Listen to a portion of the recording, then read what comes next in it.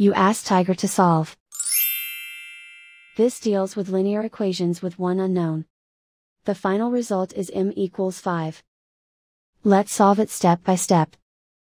Simplify the expression. Expand the parentheses.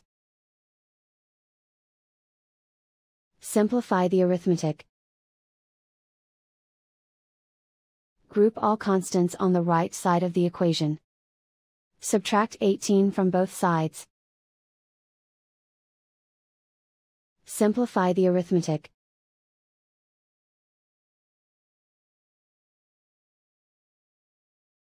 Isolate the m. Divide both sides by 9. Simplify the fraction. Find the greatest common factor of the numerator and denominator. Factor out and cancel the greatest common factor. And so the final result is m=5.